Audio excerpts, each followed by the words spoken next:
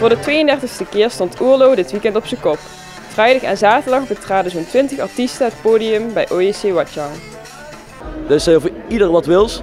Maar ik denk dat er 2 tot 3 echte headliners zijn, onder andere DJ Kevin en First Man. In 8 commissies wordt het festival voorbereid. Zij starten elk op een ander moment met hun organisatie. Dat varieert, moet ik eerlijk zeggen, en dat varieert per commissie. Dus de programmering die begint vaak al de dag nadat Zomerpop geweest is. Die gaan meteen weer kijken wat is er allemaal in de markt, wat willen we volgend jaar, wat hebben we gemist. En bijvoorbeeld de drank en de catering die zullen pas richting het einde gaan beginnen. Dus eigenlijk varieert dat per commissie veel.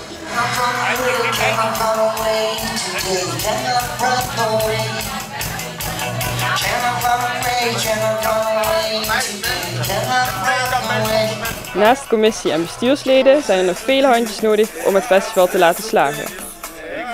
En we hebben onze vrijwilligerspool, dus die tijdens het festival hun dienst komen draaien, hun uurtjes komen helpen achter de bar, bij de garderobe, bij de entree, etc. Dat is een hele leuke groep, in totaal ruim 100 man. Dus dat gaat eigenlijk keigoed. En we hebben uiteraard Zomerpop TV en dat zijn de filmcrew.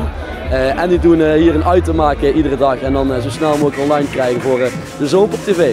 Het is in 2012 een keer eerder gedaan om inderdaad ook de kant van de bezoekers wat meer in beeld te brengen.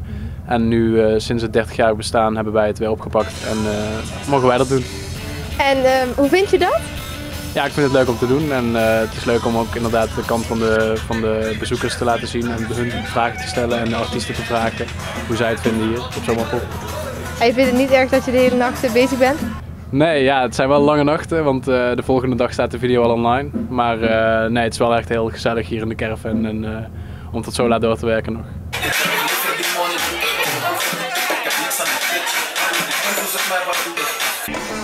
Debutant bij Zomerpop TV is Piron Heiming. Hij draait dit jaar mee als verslaggever.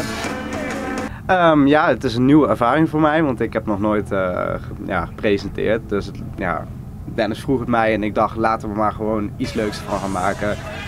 Kan nooit verkeerd gaan hier in Limburg. Ik ben zelf niet Limburg, maar ik vind het super leuk hoe jullie feest kunnen vieren. Dus ik ben benieuwd. We zoeken een beetje uit wie de artiesten zijn, wie we willen interviewen en we verzinnen leuke opdrachtjes en vragen voor de bezoekers van Zomerpop. En die bezoekers werden ook door Claire en Riekes aan de tand gevoeld.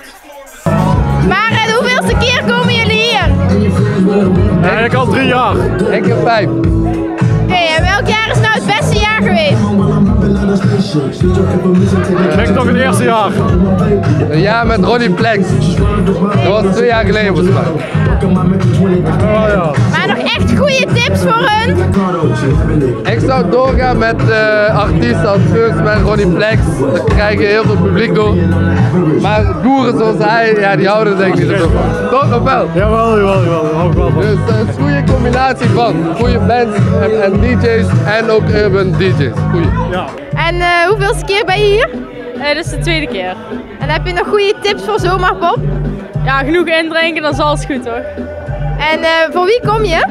First Man natuurlijk. En kom je morgen ook? Heb je een weekendticket? Nee, ik heb niet zoveel geld dus. Hard werken. Ja, precies. Je neemt alleen maar veel. Ja, klopt. Waarom?